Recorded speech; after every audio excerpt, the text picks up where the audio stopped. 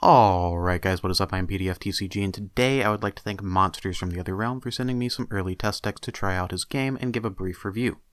I want to start this video by explaining that I intend to go fairly deep into the mechanics of the game and that I don't plan to pull any punches as far as what I view as problems with the game. Now, as I said, we're going to be taking a fairly deep look at the game, and as such, if you don't understand the basic rules of the game, there will be a link to the Monsters from the Other Realm YouTube in the description. Quite frankly, this video is going to be long enough without me trying to explain the rules as I go along. So having gotten all of that out of the way, hopping into the actual review, as a general overview of the game, I have a lot of good things to say. The art, while generally not my main focus as far as criticism or praise of a game, is quite possibly my favorite of any currently available HTCG, and I really enjoy the cartoony style. Here's a bat freak. The general gameplay, through the use of faction systems, weaknesses, human cards, and monster positioning, among other things, should allow for a lot of strategic options and playstyle choices as the game grows. The overall balance of the creatures seems to be fairly on point, all the numbers seem to make sense, and all the creatures seem to match up fairly well with each other. That being said, as much as I love the art and general concept of the game, I do feel that there are some rather notable flaws with the game, namely the mechanics of the game not pushing you towards playing the game what I would consider properly. The game clearly borrows some mechanics from Pokemon. While that is all well and good, and Pokemon is a great game in my personal opinion, it borrows these mechanics while leaving other parts of the game that allow the mechanics to function properly. The primary example of this would be Monsters from the Other Realm borrowing Pokemon's evolution mechanic, leveling up in Monsters from the Other Realm, while not keeping the vast amount of draw and search cards that allow the evolution system to be used while keeping decks that rely on the evolution somewhat consistent. While I could and was very tempted to do an entire video on the subject of draw cards and why they vary in power between the larger trading card games and why they need to vary in power so much between those games, a quick explanation of why Pokemon, obviously the closest thing to Monsters from Other Realm, needs to be so strong compared to the other games is if your deck's purpose is to get out, let's say, a Charizard out and attacking.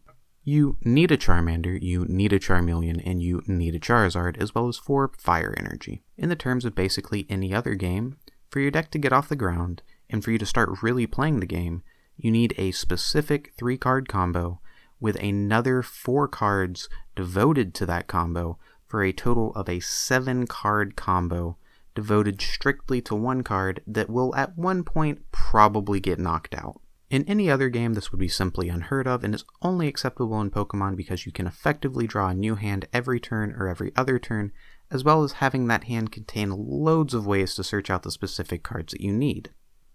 This means that if you don't immediately draw into your Charmander, Charmeleon, and Charizard, that's okay. You will almost certainly not fall too terribly far behind a player that did open with those cards in their hand. With that being said, Monsters from the Other Realm does deal with the Charmander versus Charizard situation slightly better than Pokemon. Should you end up in that situation due to the fact that you can have several smaller monsters attacking at the same time, and because that Charizard costs several times as much XP as a level 1 monster. This, coupled with the fact that Monsters from the Other Realm does not have any type of card filling the same role as energy cards in Pokemon, I believe that draw cards, while not needing to be as potent as in Pokemon, are essential to keeping the level-based decks consistent and viable. Because of this, I feel draw power should be included in the initial starter decks, as well as being balanced in such a way that they are expected to be played in the majority of decks. Unfortunately, the changes previously mentioned will be largely pointless without the addition of one more notable change, a tweak to the XP system. With the current XP system, you are highly incentivized to play a deck of mostly, if not all, level 1 monsters. You can currently play 2 level 1 monsters into the support zone turn 1, exhausting them for 2 extra XP on turn 2, putting you at a total of 4 XP, and allowing you to finish filling your board with a total of 6 monsters on turn 2, quickly snowballing the game to a point where it is impossible for a player playing a deck that doesn't tend to get high level monsters out from ever coming back. My suggested change for this is to increase the XP per turn from 2 to 3, and to change the cost of all monsters to 2.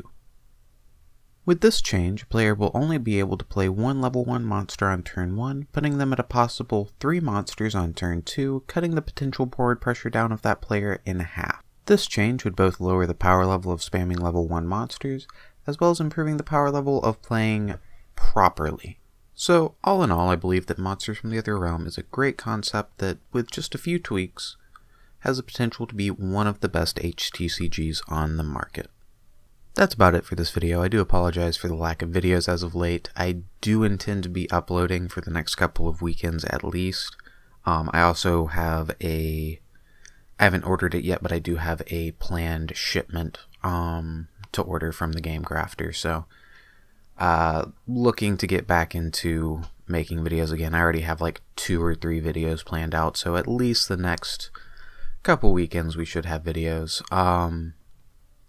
As always, thank you for watching, and leave your thoughts and comments on Monsters from the Other Realm in the comments below. I'd really like to hear what other people have to say about the game.